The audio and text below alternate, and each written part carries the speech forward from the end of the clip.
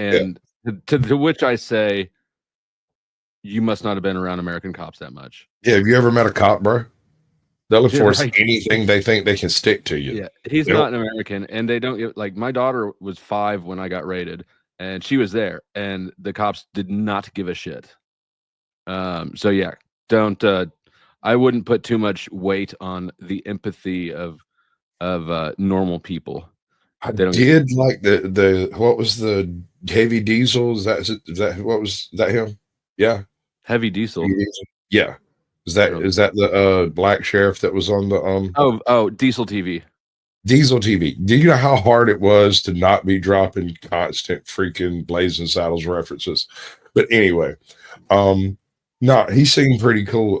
One of the things me and him landed on point immediately about is military training by law enforcement officers is no bueno. That is not a thing. Military training is military training. That is for shock and awe, absolute intimidation. Every bit of it is completely violating everything associated with the Constitution because it is a war. It's not. This is not a police action we're talking about. We're talking about warfare, right? Mm-hmm. And then when you take those skill sets and those reflexes and you bring it to the home front, on the home soil, and you're trying to retrain these people to observe, constitutionality and local laws and stuff like that. I'm sorry, but that hair trigger gunshot, that fast draw to protect yourself, that's not something you actually think about. Right. Yeah, no, it's not. It saves your life, or it doesn't happen and you get shot. But the other side of that is sometimes you shoot people you shouldn't have. I was really happy to hear Diesel agree that military training is not helpful. It's counter helpful. So yeah, being trained to untrain those people. Right.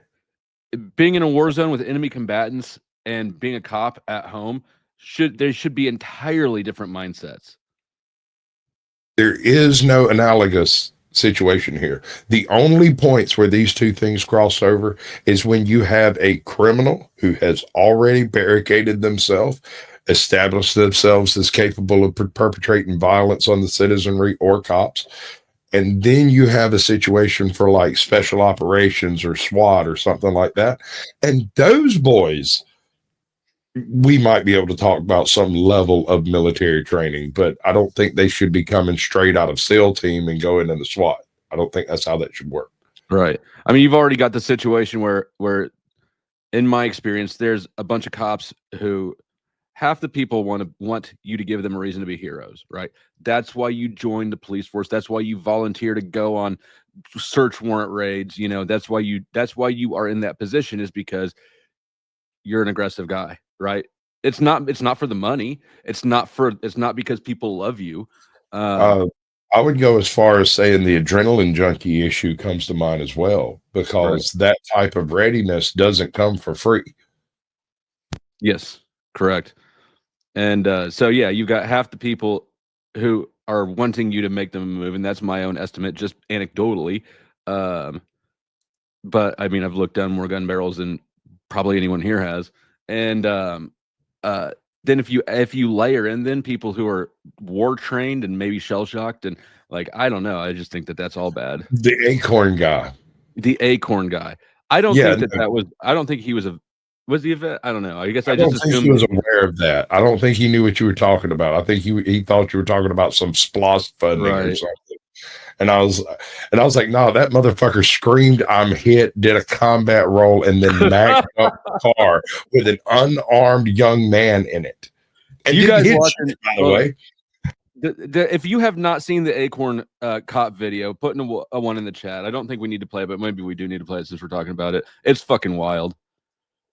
Dude, it's PTSD distilled. This is exactly the problem with having military trained cops. Homie, so you assume that he was in the, because I would assume the opposite. No, he was first sergeant. Okay. If I remember right, I might have him and the other cop that was there mistaken. No, I'm almost positive he's a combat veteran, not just in the military, but a combat veteran. That fat, roly, doughy fucking combat roll that he did. Oh my God, he crawled away. He screamed, "I'm hit." All right, we're gonna watch it. It's not very long. Here, let me share screen. I can't believe he did not respond to it. I guess I just assumed he wasn't responding to my point because it hurt his point and made mine. But yeah, well, no, that's why you just ignore it. But I screamed, "I'm hit." Shots fired! Shots fired! Shots fired! Shots fired! You know. Oh, I'm hit! Reloaded. What? I'm in the car! I was shot through the car! Oh! Do you know your tag number off the top of your head? Okay, it's okay. What? What? Wait, right there? That's worse. Jesse, are you okay? so there's a handcuffed guy in the back of the squad or between them, and Yes. they're shooting at each other through the squad car where they've got a guy handcuffed Well, inside. You remember at the beginning of his video, you see him do that weird floppy combat roll thing that he did? Yeah. That was him rolling into the street to get out of her angle of fire, right?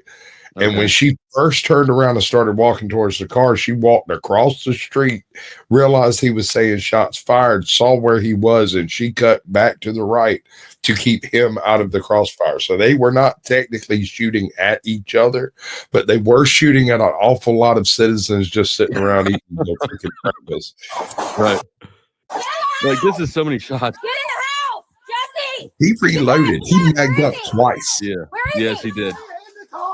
She magged up without ever seeing a target or ever getting a direct link on what she was shooting at. Neither of them saw a target. This is because an acorn fell and hit the hood of the cop car. And he screamed, "I'm hit." Shots fired. I got a deputy down.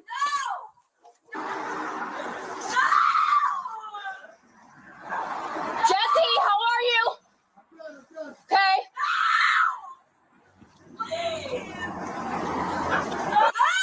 Get back!